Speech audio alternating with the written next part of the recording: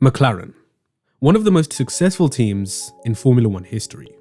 An astounding 182 victories puts them second on the all-time list in terms of race wins, along with 8 constructors' titles and 12 drivers' titles in their 55-year history as a manufacturer. Now, throughout their journey, they have partnered up with a number of engine suppliers. BRM in the late 60s, Ford Cosworth DFV through the 70s and early 80s, and the Porsche-built TAG engines from the end of 83 to 87. But none of these partnerships came close to the level of success McLaren had with Honda. From 1988 to 1992, they won every single constructors' title bar one, making for their most triumphant streak with an engine supplier in history. After that came a couple of seasons with Ford and Peugeot before Mercedes took over from 95 onwards. However, this came to an end in 2015 when McLaren decided to reunite with Honda in the turbo hybrid era, which, as we know, was a complete disaster. Now, I covered Honda's side of the downfall in a video from around a month ago. So in this one, I want to delve into the factors that contributed towards McLaren's downfall and how they have since made a resurgence. So exactly when did it start to go wrong for McLaren? Was it 2015, 2013? Actually, it began a lot earlier than that, and I don't think it can be attributed to just one particular moment or factor. It was a combination of leadership, management, and politics that led to McLaren falling apart. So let's begin by talking about this man, former CEO Ron Dennis. In 1981, Dennis and his fellow business partners bought out the previous McLaren shareholders Teddy Mayer and Tyler Alexander. He immediately made changes by hiring John Barnard to lead design and development and recruited Porsche to supply them with engines from 1984 to 87. In addition to this, he also persuaded Niki Lauda to come out of retirement and convinced then Williams investor Mansour Ojei to become a partner in McLaren International. Ojei initially invested in the Porsche-built TAG engines at the end of 1983, but as it became increasingly clear that the team were on an upward trajectory, he became a major investor, taking 60% of the shares. The next decade would see McLaren have some of the best seasons in history, producing iconic machines like the MP44, which took an unprecedented 15 wins in 16 races. Ron Dennis was a man obsessed with perfection. Attention to detail was everything for him. And we're not talking about that of most Formula One teams. We are talking extreme levels of perfection. So extreme, in fact, that former employee Mark Priestley said that you could spend more time cleaning away and straightening items on your desk than actually working on designing Formula One cars. Everything had to be done a very specific way, Ron's way. He wanted complete control over every aspect of the team's operation and didn't want anyone challenging his authority. In 1997, Dennis recruited one of the greatest designers in F1 history, Adrian Newey. Just 1 year after his arrival, McLaren won both championships in 1998 and finished second in the constructors in the 3 seasons after. In his book, How to Build a Car, Newey details a time when Dennis told himself and Martin Whitmarsh about his plans to reduce his involvement in Formula One and let the two of them run the team. So Martin agreed, but Adrian was uninterested. This subsequently ticked off Dennis, and as a result, he decided to lowball Newey during contract negotiations. He rejected the offer and looked towards signing a contract with Jaguar. But Dennis knew that he couldn't afford to let him walk. He had become way too valuable to McLaren's technical department to the point where he was almost irreplaceable. So Dennis eventually persuaded Newey to stay, but he wasn't happy about it. So to prevent a similar scenario from occurring in the future, he assigned Martin Whitmarsh the role of introducing a matrix management structure. Now, if you're not familiar with this like I was before researching for this video, essentially, it's a type of organizational structure in which employees report to multiple bosses instead of just one. The reporting relationships are laid out as a grid or matrix instead of a traditional vertical hierarchy. In McLaren's case, each department had their own voting managers that could veto decisions that had nothing to do with their skill sets. This was one of the main disadvantages, as conflict would arise between project and department leaders. So Newey's abilities couldn't be used to their maximum potential, as his design decisions were constantly being overruled. This problem was the primary reason behind his decision to leave McLaren and move to Red Bull in 2006. Now, the system did work for a few years, as Ron had the authority to step in and take control when required in order to get something done. However, it was also one of the biggest contributors to their struggles in recent years. According to Zak Brown, the system didn't allow certain people to make decisions fast enough, and keeping it simple was the best solution. Now, earlier in the video, I provided a short backstory of how Dennis and OJ came to be business partners and ultimately friends. But this changed after nearly 30 years of running McLaren together, along with Bahraini sovereign wealth fund Mumtalakat. At the time when the fallout began, Dennis and OJ owned a 25% majority share, and then Mumtalakat owned the other 50%. Ron stepped down as CEO in 2009, handing control over to Martin Whitmarsh. But McLaren didn't live up to their full potential under his leadership. So Dennis came back in 2014 under the condition that he could seek to increase his stake and further his control over the team. This didn't amuse OJ, who was undergoing a critical lung transplant procedure at the time. During this period, Dennis fired Martin Whitmarsh, who was good friends with OJ, and attempted to complete a full-on takeover by trying to secure backing from Chinese investors, but ultimately, he failed. He also lost Vodafone, Santander, ExxonMobil, and other loyal McLaren sponsors as he refused to lower their rates despite the poor results. So once OJ returned after making a full recovery, he and the other investors took Dennis to court, and he was suspended from his role as chairman. As his contract was due to run out in 2017, he entered negotiations to sell his remaining 25% share in the company, and he formally parted ways with McLaren for good. Now, Ron Dennis may have had his flaws. He may have been the reason Adrian Newey left, and may have created a highly pressurized and controlling environment that didn't inspire creativity in his employees. But let's not forget that there was a period of time when his methods worked. He was the driving force behind McLaren's success in the 80s and 90s. In Ron Dennis, McLaren had a strong leader who knew how to get stuff done. During those 8 years between his departure, comeback, and sacking, however, their management structure was all over the place. From political feuds to team principals coming in and team principals going out, they didn't have any real sense of direction from a secure leader. Moving away from the political side of the downfall, let's talk about the sporting side, which will link to what we've covered so far. Just before we continue though, if you're enjoying the video so far and want to see more content like this, then consider subscribing to the channel with bell notifications turned on so you never miss another upload. But without further ado, let's carry on. Before the summer break of 2009, McLaren had their worst start to a season in that decade. Apart from a win for Lewis Hamilton at the Hungarian Grand Prix, they hadn't even scored a podium up to that point. The car was simply too slow and unreliable.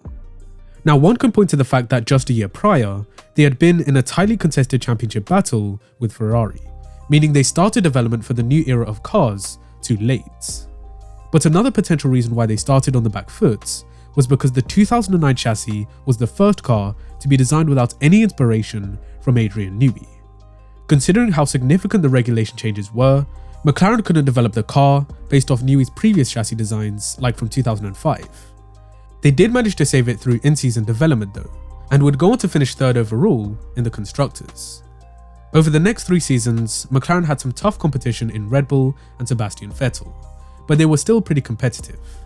However, operationally, Vettel's side of the Red Bull garage was on a completely different level, especially in 2011. McLaren would often make too many clumsy mistakes, like botching the drivers' pit stops or sending them out on the track without enough fuel in qualifying. It cost them too many cheap points, and in a season like 2012, they had a championship-winning car, but unreliability was their biggest undoing. That was also the year where Hamilton famously made the decision to leave the team to go to Mercedes for 2013. This obviously was a huge blow for McLaren as they lost their star driver. For that season, they decided to pursue a radical new design concept as they felt they'd hit the limit on aero development on the MP427. But it didn't pay off, and they struggled throughout most of the season, not scoring a single win or podium in the 19 races that year. The 2014 chassis also wasn't that great, and despite having by far the best engine suppliers on the grid, they could only match their constructors' finish of 5th from the previous year. That season would be the last in which they used Mercedes power, as for 2015, they made the switch to Honda. One of the main reasons behind this was Ron Dennis's belief that customer teams had no chance of winning a championship in the turbo hybrid era, and that you have to be a works team to be in total control of the engine. For example, a works team like Mercedes can develop the power units to fit around the aero packaging for their own car, and then once they are happy with the results, they distribute the upgraded PU to their customers. What this then forces the customers to do is adjust their packaging to accommodate the new spec engine, even if it changes the aerodynamic characteristics in a way that they don't want. So Ron's reasoning made sense, but the way in which he went about it was completely wrong. Dennis pressurized Honda into entering F1 a year earlier than they had planned, and the two parties agreed upon an impractical set of dimensional targets for the engine, or better known as the size zero philosophy. Now, I already covered this in depth in the Honda video, so if you want to know more, you can find a link in the top right hand corner or down in the description below. It's obvious that a majority of the blame for McLaren's poor performances rest on Honda's shoulders for their lack of power and unreliability. Now, given the success they had in the late 80s and early 90s, there was a lot of expectation, not just from McLaren fans, but themselves. If anything, Dennis led people to believe that they would be challenging Mercedes straight away, which clearly was a massively ambitious target. It suggests to me that they underestimated just how much of a challenge the project would be. Once reality set in, however, things started to turn ugly fast. Fernando Alonso was never hesitant to voice his frustrations over team radio, with the first coming at the Canadian Grand Prix when he was told to save fuel. Then there was the infamous radio message in Japan, which at this point everybody is so familiar with, it doesn't need repeating. Fast forward to 2017, his complaint only grew even more as McLaren took a step back from the progress made in 2016. But when it came to delivering on track, Fernando often overachieved, dragging his car to positions higher up than it realistically should have been. However, this ability to hold big results in a substandard car needed to be partnered with leadership and teamwork as well. Now, of course, Fernando is by no means the only one to blame. In fact, I'd say McLaren's poor management played a much bigger role for the internal conflicts. But providing the team with constant reminders of how bad the car was really didn't help their situation. It only made it worse. The relationship between McLaren and Honda only became more and more sour as time went by, until enough was enough. On the 15th of September 2017, they decided to go their separate ways, and McLaren adopted Renault engines for 2018. Now, in the years prior, McLaren always talked about how their chassis was one of, if not the best on the grid, and that if they had a Mercedes engine, they'd be winning championships. So, with Renault engines, they should have been fighting with Red Bull at the very least, right? Well, it did seem that way after Alonso finished P5 in the season-opening Australian Grand Prix. However, from then on, they never saw the same success. At the very next round in Bahrain, the Honda-powered Toro Rosso was 7 km/h faster in a straight line than the Renault-powered McLaren, suggesting that the Woking team had been holding Honda back and not the other way around. Their chassis clearly wasn't as good as they so adamantly believed. The lack of harmony between the design, aero, and engineering departments caused there to be a lot of disagreements as to who was to blame, indicating that there was no coordinating presence at the top. In April 2018, however, Zak Brown was appointed the role of CEO, at which point he started to make some major changes that would build the foundations for a resurgence. His first move was to get rid of Eric Boulier and bring in Gilles de Ferran as sporting director.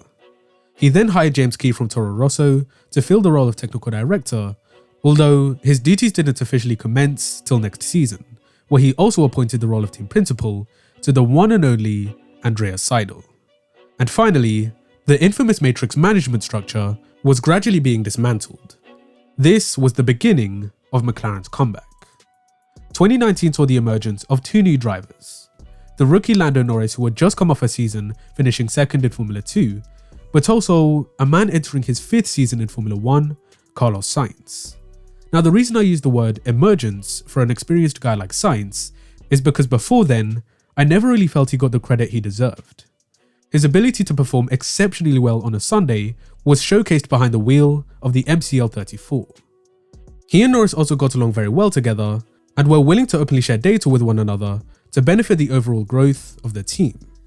Of course, the head-to-head teammate battle was still there, but it remained very healthy throughout. Sainz's technical knowledge was also described as very precise, and he was very engineer-like in his feedback on where the car should be improved. A podium at the penultimate round in Interlagos, and securing best of the rest in both championships in Abu Dhabi, capped off what had been a phenomenal season for Sainz and the team. Lando Norris also had a solid rookie year with a number of standout performances, but unfortunately lost out on some big point scoring opportunities due to poor luck. But he slowly grew in confidence over the course of the season, and come the start of 2020, Lando was on fire. An intense final lap at the Austrian Grand Prix led to the Brit taking the first podium of his career and McLaren's second in 3 races. It was noticeably clear that they'd taken a big step forward with the car between 2019 and 2020, which came as a result of their new management system, where roles were spread over a number of senior figures instead of one overall chief. Zak Brown's move to hire Andreas Seidl as team principal proved to pay off big time. Since then, the German has carried out a sequence of role switches up top, which has helped fast track their developments as everybody clearly understands what is required of them. But Seidl also couldn't have done this without being given the freedom and support necessary from Zak, which goes to show just how great the teamwork and chemistry is within McLaren. Sainz had a bit of a rough start to the year, but brought it back incredibly well in the last 7 races to finish P6 in the drivers' standings. He came tantalizingly close to winning the first race of his career at Monza and McLaren's first since Brazil 2012. But second place was still a brilliant result on a weekend where they genuinely had the second fastest car. Lando was also a completely different driver on a race day, as he gave his teammate a much bigger run for his money. Some of his performances towards the end of the year really showcased just how much more complete he'd become. Qualifying just 2/10 off pole in Abu Dhabi and then executing a flawless race to finish P5 is a great example, and with Sainz following up in P6, McLaren secured P3 in the Constructors for the first time in 8 years. This season, everybody predicted that a veteran driver like Ricciardo would wipe the floor with Norris. Well, it's fair to say that Lando has silenced pretty much all those who doubted him.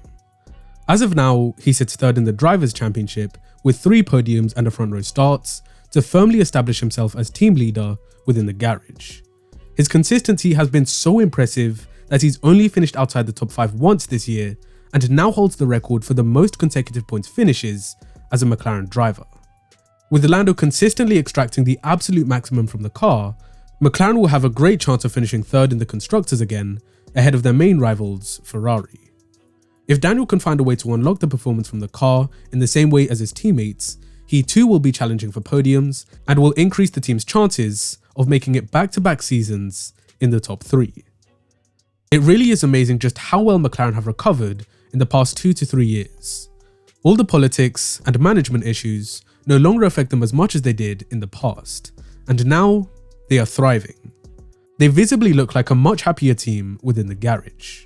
The engineers, drivers, team personnel and so on, it's a much better environment to work in.